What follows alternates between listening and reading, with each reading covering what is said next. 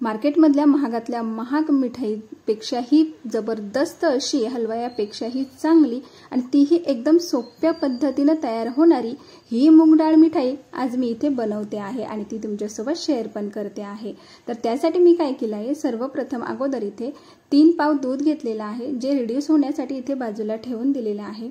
त्यानंतर जवळपास 3 तास भिजवलेली 1 वाटी डाळ मी इथे घेतलेली आहे। डाळ छान भिजल्या गेली तर आता त्यातलं पाणी काढून टाकलंय आणि कोरडी डाळ मिक्सर जार मध्ये घालते आहे। अशा पद्धतीने हवं तर अगदी थोडंसं पाणी घालायचं आणि ही डाळ मिक्सरला एकदम बारीक अशी आपल्याला इथे वाटून घ्यायची आहे। वाटलेली डाळ बाउलमध्ये काढायची। त्यानंतर कढईमध्ये आपल्याला तेल किंवा तूप घालून घ्यायचं आहे, ॲज युअर चॉईस। इथे मी तूप घातलेलं आहे। तर आता तयार आपण जी डाळ वाटून घेतलेली आहे तर त्या डाळीचे छोटे छोटे पकोडे किंवा भजे आपल्याला या तुपामध्ये चांगले तळून घ्यायचे आहे। खरं सांगते, जेव्हा केव्हा तुम्हाला मूग डाळ हलवा किंवा अशी मिठाई बनवायची असेल ना, तर मूग डाळ भिजवून जेव्हा आपल्याला ती म्हणजे ड्राय करावं लागते किंवा खूप वेळ त्याला भाजावं लागते, हात दुखून येतो, ते होऊ नये म्हणून ही सगळ्यात सोपी पद्धत आहे।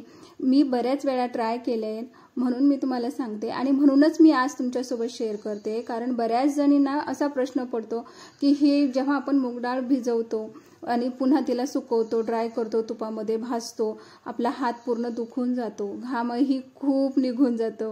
म्हणून मी आज म्हटलं चला तुमच्यासोबत ही पद्धत शेअर करूया।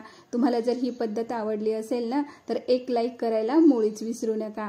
त्यानंतर काय केले, मी आता हे सर्व भजे तळून घेतलेले आहेत। थंड झाल्यानंतर त्याला असं तोडून घेतलं आणि तोडल्यानंतर मिक्सर जारमध्ये घातलं आणि मिक्सरला एकदम बारीक असा याचा चुरमा मी इथे तयार करून घेतलेला आहे।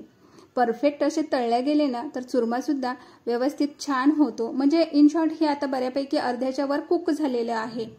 आता आपण काय करूया, कढईतलं थोडंसं तूप कमी करूया, एक साधारण कपभर त्यामध्ये तूप ठेवायचं, त्यामध्ये हा चुरमा घालायचा आणि आता हा चुरमा आपल्याला मस्त ब्राउनिश किंवा असा कोरडा होईपर्यंत चांगला परतवून घ्यायचा आहे। तुम्ही बघू शकता हलकासा त्याचा रंग सुद्धा इथे बदलला गेलेला आहे। अशा पद्धतीने मस्त मोकळा हा चुरमा इथे तयार झालेला आहे। आता यामध्ये आपण काय करूया, जे रिड्यूस करण्यासाठी दूध ठेवलेलं होतं ते घालून घेऊया। कमी जर पडत असेल तर तुम्ही आणखी त्यामध्ये ॲड करू शकता। अशा पद्धतीने आता याला फटाफट असं मिक्स करायचे। बघा आहे की नाही, किती सोपी पद्धत आहे आणि कंटाळा येत नाही। एरवी मूग डाळ हलवा करायचा म्हटलं की खूप कंटाळा येऊन जायचा। त्यानंतर गरजेनुसार साखर घालायची आहे। 1 वाटी मूग डाळ घेतली होती मी इथे, तर 1 वाटी साखर घातलेली आहे। कमी जास्त तुम्ही तुमच्या आवडीप्रमाणे करू शकता।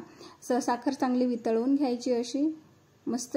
आणि आता ही जसं याचं दूध आटल्या जाईल आणि साखर वितळेल ना, मस्त याला अशी एक चमक येते आणि ग्लेज येतो। तुम्ही इथे बघू शकता। गरजेनुसार त्यामध्ये विलायची पावडर घालायची, व्यवस्थित त्याला मिक्स करून घ्यायचं। आता हे बऱ्यापैकी आपलं तयार झालेलं आहे। आता काय करायचे, तुम्ही असं याला खाऊ शकता, पण तुम्हाला जर आणखीच याला रिचनेस वाढवायचं असेल किंवा लुकेबल बनवायचं असेल ना तर काय करायचं, प्लेटला तेल किंवा तूप लावायचं, त्यामध्ये तयार मिश्रण व्यवस्थित असं स्प्रेड करून घ्यायचं। आता काय वरून थोडंसं चांदीचं असेल तर चांदीचा वर्क लावायचा, नाही तर वरून ड्रायफ्रुट्स घालायचे, व्यवस्थित असे पसरवून घ्यायचे आणि वरतून प्रेस करायचं जेणेकरून ते निघणार नाही। अशा पद्धतीने त्यानंतर त्याचे आडवे उभे काप करायचे। हव्या त्या आकारामध्ये आपल्याला ही मिठाई व्यवस्थित कट करून घ्यायची आहे। बघा किती सोपी आहे आणि खरंच सांगते चवीला तर हलवायापेक्षा ही खूप छान लागते। नक्की ट्राय करून बघा। नक्कीच तुम्हाला मी बनवलेली आजची ही मिठाई आवडली असेल तर लाईक करा, शेअर करा आणि चॅनलला सबस्क्राईब करायला मुळीच विसरू नका। तुम्ही बनवलेली ही मूग डाळ मिठाई कशी झाली नक्की कळवा। त्याबद्दल तुमचे खूप खूप धन्यवाद।